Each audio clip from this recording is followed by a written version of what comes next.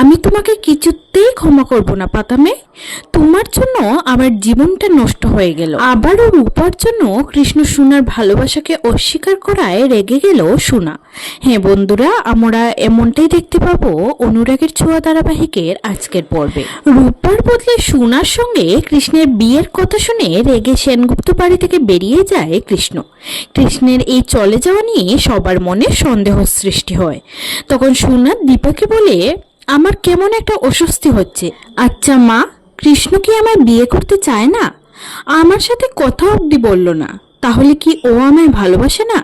তখন দীপা সোনার কাছে গিয়ে বলে, সোনা, তোর অস্বস্তিটা আমি বুঝতে পারছি মা, আত্মসম্মান সবার আগে, কিন্তু আমি এটা বুঝতে পারছি না কৃষ্ণ এমনটা কেন করলো।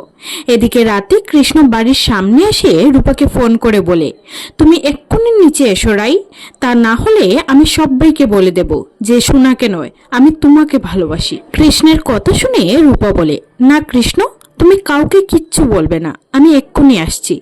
বলেই বাগানে গিয়ে রূপা কৃষ্ণকে বলে, কি হচ্ছেটা কি কৃষ্ণ, কি বলবে তুমি বাড়িতে? আর কেনই বা বলবে? তোমার কি মাথা খারাপ হয়ে গেছে? তখন কৃষ্ণ বলে, রাই প্লিজ তুমি একবার বলো যে তুমি শুধু আমায় ভালোবাসো। তখন রূপা বলে, না কৃষ্ণ, আমি তোমাকে ভালোবাসি না, সোনা তোমাকে ভালোবাসে।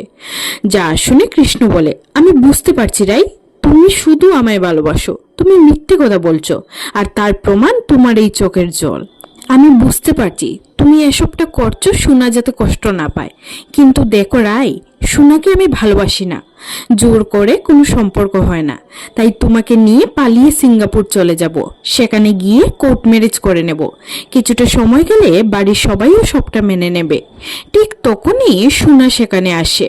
আড়াল থেকে কৃষ্ণ এবং রূপার কথাগুলো শুনে সোনা মনে মনে বলে, তোমার জন্য আমার সবটা শেষ হয়ে গেল পাতামে। আমি তোমাকে কিছুতেই ছাড়বো না, কিছুতেই ক্ষমা করব না। তুমি আমার ভালোবাসাকে আমার কাছ থেকে কেড়ে নিলে, ছোটবেলা থেকে সবকিছু আমার কাছ থেকে কেড়ে নিয়েছো।